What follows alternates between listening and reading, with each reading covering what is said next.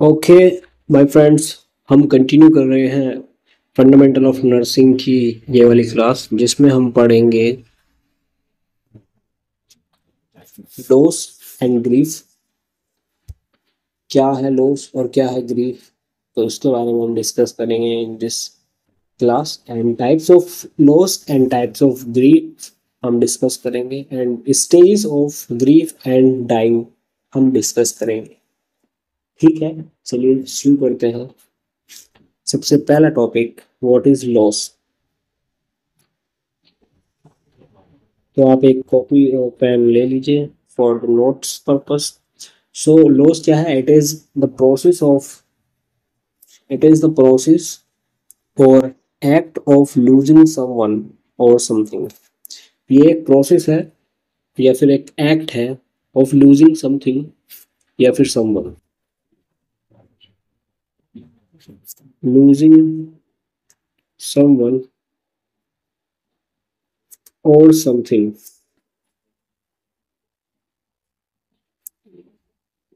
तो ये तो हो गई लॉस की डेफिनेशन, एंड यहाँ पे साथ के साथ ग्रीफ की भी डेफिनेशन हम डिस्कस कर लेते हैं।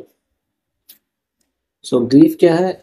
It is the emotional response to the loss. अब जो आपका ये लॉस हो गया है यहाँ पे, इसके इमोशनल रिस्पॉन्स को ही हम ग्रीफ बोलते हैं। So it is the emotional response of loss.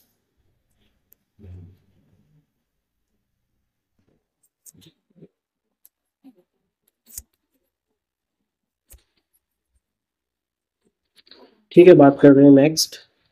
एक वर्ड और आता है हमारे पास, mourning. It is not good morning, it is simple mourning. So what is this? So it is the social and outward expression of grief, which helps the individual to successfully adapt to the loss. Example जैसे कि cultural and religious customs surroundings death. तो ये एक क्या करता है कि it is a process है, एक सोशल प्रोसेस है जिसमें कि ग्रीफ को हेल्प करता है, इमोशनल रिस्पॉन्स को लाने में हेल्प करता है, ताकि आपको जो लॉस हुआ है उस पर आप उसको आप अडेप्ट कर लो कि हाँ ये हो चुका है। ठीक है, तो ये सोशल रिस्पॉन्स है या फिर सोशल एक्सप्रेशन बोलते हैं इसको।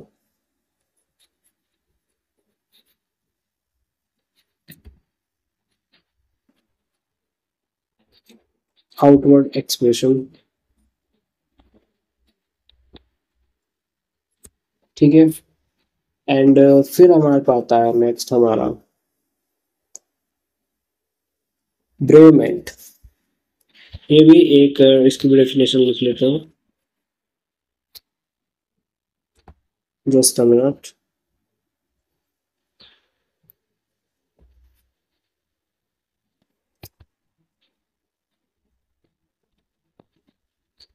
And what is this? तो it is a period of grief and mourning after a loss. तो ये एक पीरियड होता है,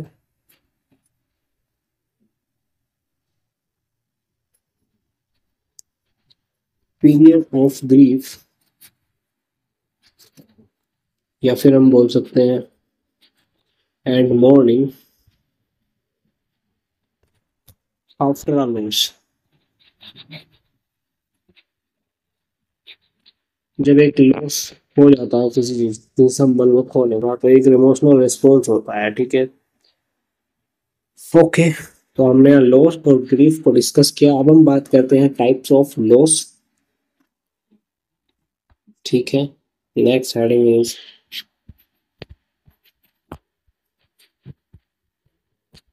टाइप्स ऑफ लॉस। चलिए, हेडिंग डाल ली हमने। अब सबसे पहला जो हमारा टाइप्स आ रहा है वो है हमारा एक्चुअल लॉस। तो first is actual loss.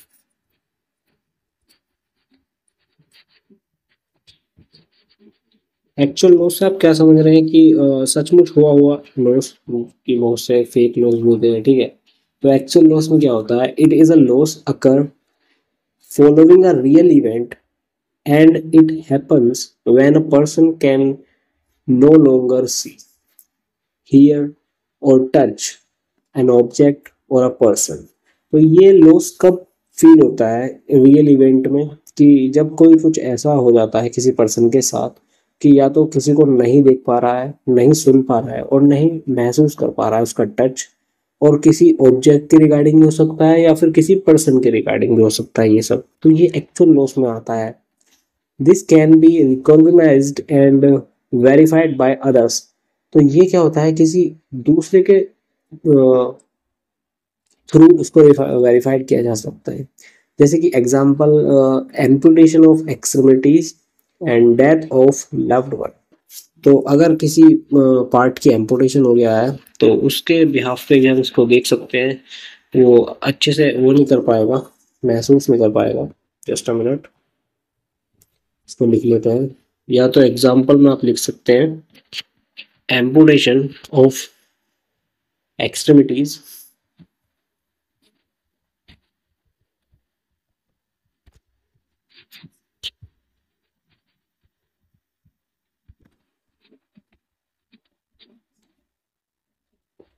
Death of a loved one.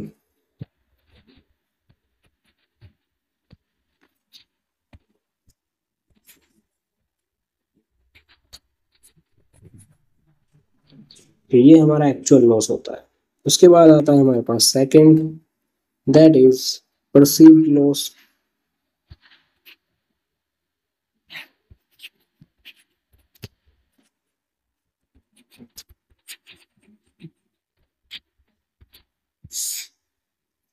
And what is perceived loss? It is a loss perceived by the person himself।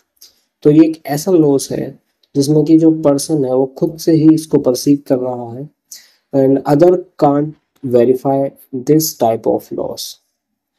तो इसको दूसरे बंदे नहीं परसीव कर सकते। तो इसमें जैसे एग्जांपल आता है लॉस ऑफ कॉन्फिडेंस। तो ये आपको पता चल जाता है कि यार मेरे में कॉन्फिडेंस की कमी हो रही है, आप नर्वस हो जाते हैं, आपको एंजाइटी सी होती है किसी काम को करने से, क्योंकि आप में लैक ऑफ कॉन्फिडेंस हो जाता है, लॉस ऑफ कॉन्फिडेंस, सॉरी।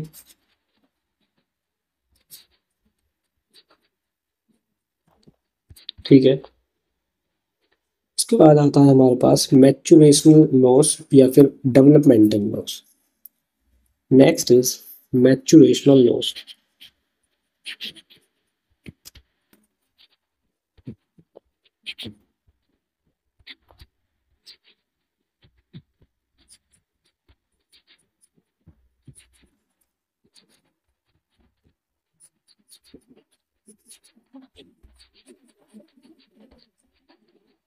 इसमें क्या होता है, तो जो हमारा it is a loss occur due to normal life transition, जैसे कि adolescents going to college by leaving home, and loss of teeth and hair with age, and menopause in women, ठीक है, and miscarriage and birth of a child. तो ये एक मैच्योरेशनल और developmental loss होते हैं। तो इसमें भी हमारा जो पर्सन का बिहेवियर माइंड है वो ट्रांजिशन लाइफ शो करता है। ठीक है, तो इसमें मैंने आपको एडोलसेंस का बताया, एडोलसेंस जब कॉलेज जाते हैं स्कूल छोड़कर, तो उनके लिए एक बिल्कुल नया सिनेरियो होता है। तो उनको कुछ ना कुछ छोड़ने का दर्द होता है, ठीक है, कि यार स्कूल छूट गया, ठीक है, वो तो ये लॉस में आता है। अब हमारा आता है नेक्स्ट, सिचुएशन लॉस या फिर सिचुएशनल लॉस।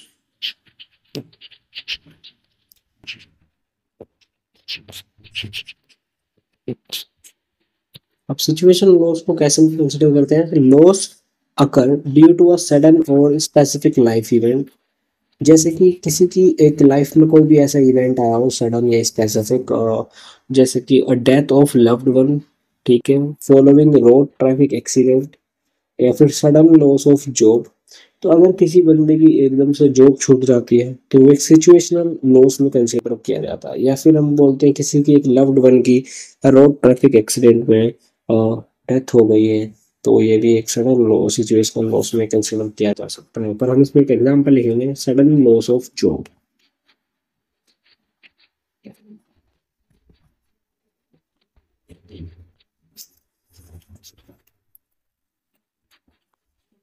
ठीक है। अब नेक्स्ट हम बात करते हैं टाइप्स ऑफ ग्रीफ। अब हमने टाइप्स ऑफ लॉस कंप्लीटली और डिस्कस कर लिया। अब हम बात करेंगे types of grief. So heading डाल लीजिए टाइप्स ऑफ ग्रीफ।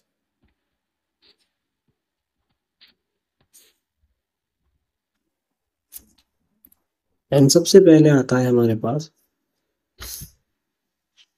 पहला type is anticipatory grief.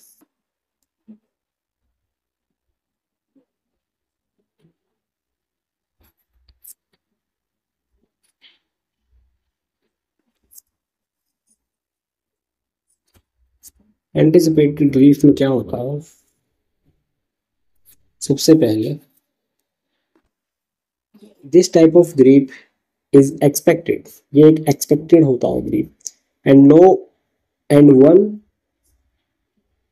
prepares himself for the loss.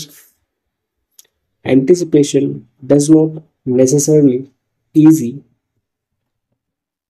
the pain of loss. Example, chronic cancer. Patient died after years of suffering.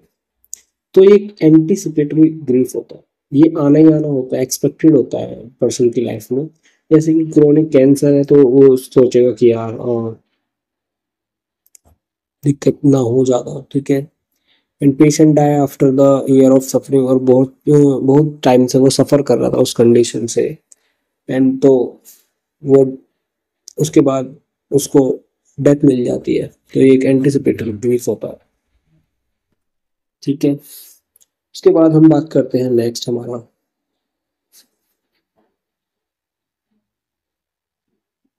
लिख लीजिए डिसएनफ्रेंचाइज्ड ग्रीफ।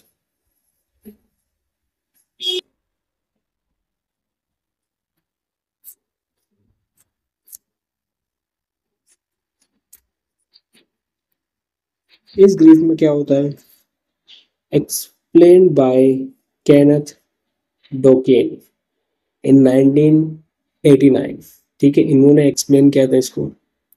और grief experience following loss cannot be openly acknowledged, publicly mourned, or socially supported. Example, physician experience death of patients। तो इसमें क्या होता है कि एक फिजिशियन ही समझ सकता है कि कितने डेथ ऑफ पेशेंट्स हो चुके हैं, तो वो इसको सोशल मीडिया पे या फिर पब्लिकली नहीं एक्सप्रेस कर सकता, ठीक है। तो ये एक हो जाता है डाइसेनफ्रेंचाइज्ड ग्रीफ। उसके बाद आता है नॉर्मल ग्रीफ या फिर अनकॉम्प्लिकेटेड ग्रीफ।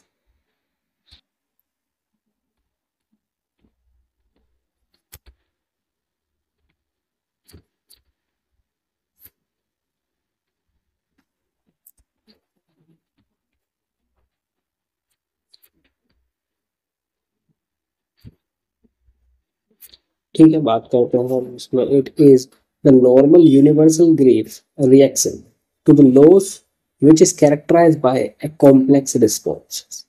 तो ये क्या है, नॉर्मल यूनिवर्सल ग्रीफ है जो कि आना ही होता है किसी भी एक लॉस के बाद। और कॉम्प्लेक्स रिस्पॉन्स इसको इसकी एक विशेषता बताता है कि कॉम्प्लेक्स रिस्पॉन्सेस को कम करने के लिए ग्रीफ आना बहुत ही नॉर्मल है। कॉम्प्लिकेटेड ग्रीफ या फिर prolong grief disorder. Next type आता है हमारे पास कॉम्प्लिकेटेड ग्रीफ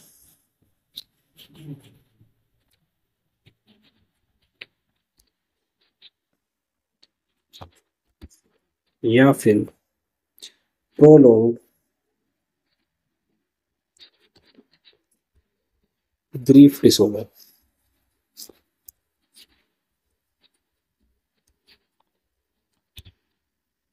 इसमें क्या होता है कि जब कंडीशन ज़्यादा ही हार्श हो जाती है, person experiences significant problems to move forward after the loss.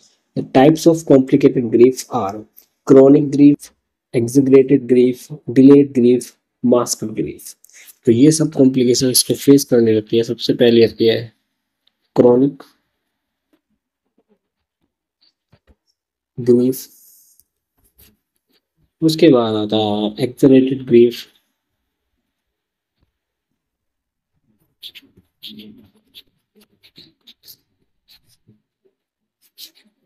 And then delayed grief,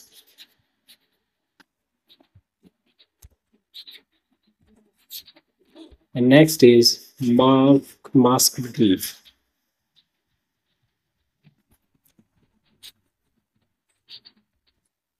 ये चार ग्रीफ डिसऑर्डर्स हैं जो इसमें आते हैं। Next is stages of grief and dying. ये बहुत इम्पोर्टेंट रोल प्ले करता है यहाँ।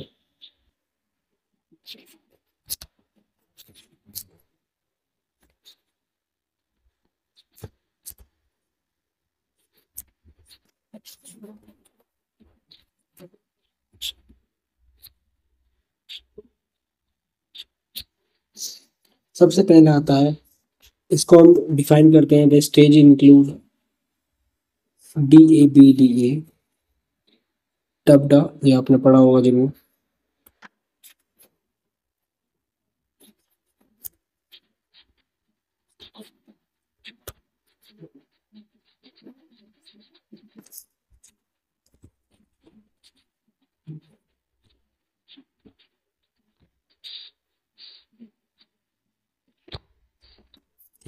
और फिर D stand for denial,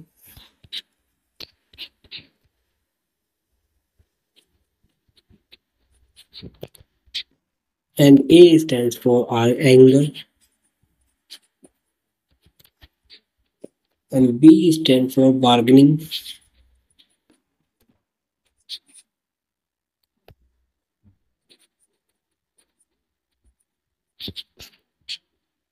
and D stands for depression,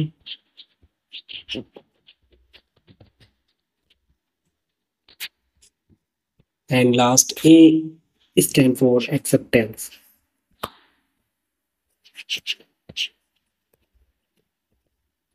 ठीक है, बात करते हैं। सबसे पहले हमारा आता है डिनाइल। तो डिनाइल के बारे में कुछ बातें हैं कि whenever one hear about the terminal illness और death of a loved one, at first the person can't accept it.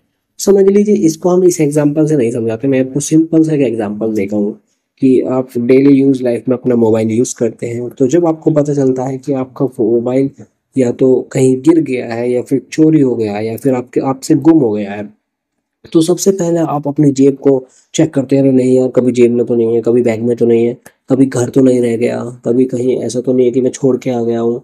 सबसे पहले आप ये करेंगे, नहीं नहीं यार वो घर पे होगा, नहीं नहीं यार वो बाइक में पड़ा होगा, डिग्गी में पड़ा होगा यार, अभी खुआ नहीं है।